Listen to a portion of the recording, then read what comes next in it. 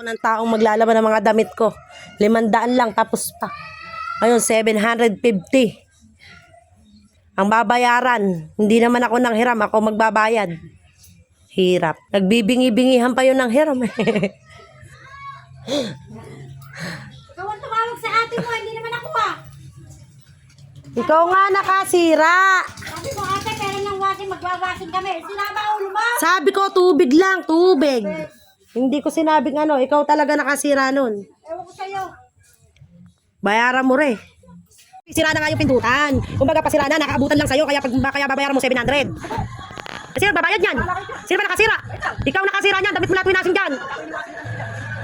Ikaw nakasira niyan ay, bayaran mo yan. 700. Kung ayaw mo, sumama ka kay kuya, mga tulong ka doon. Eh bakit? Katulong nga, yung 700 na yun, o, 2 araw mo lang naman paglalaba mo. Paglalaba ko, 700, baka naman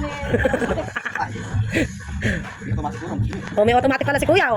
Kumbaga, ilalagay mo lang washing, nakabandaw na, pagkakaroon mo lang, sasampay. Sama nga, may automatic nga, baka hanapin ako ng kuyak, nasaan ako?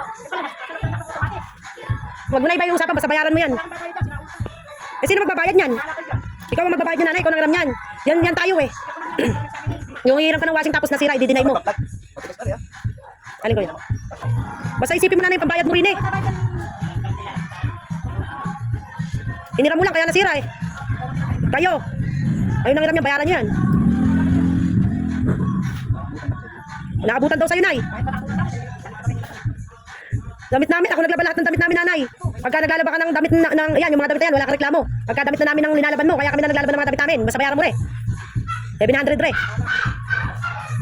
Hindi mahirapan. Di ba kuya, no? Hindi, pagawa mo na. Lalagay ko sa loob natin. Hindi nakakahiya kasi pagka may nanghihiram tapos umuugong, tapos naririnig ng kapitbahay na sira. O, di ba? Siyempre mahihiya ka dun sa mga humihiram.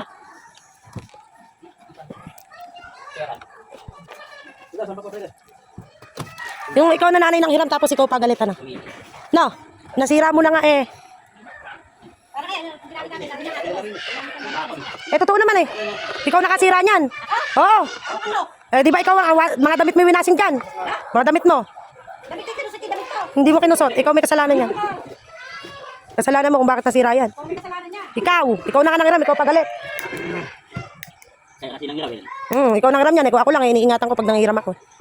Ito isang washing na rin. Pagagawa natin para pag kami nanghiram, hindi umuugong nakakaya sa kapitbahay. Kaya nga yan. Balikan natin ang timer to. Magkano ba kayo timer? Ayan. Ayan. Magkano ba yung timer? Yung pong timer na ito, 50. One shot. Wala bang tawad yun? Ganun talaga. Yung pyesa. 550 tapos? Label ko na 200. De 750? Di ba pwede 700 na lang? Di pa alam kung sila ang bayar mo ha. Kuya. Mamaya lahat sira eh. Hindi natin kasi parang may short. Pero sa firme sila kasi.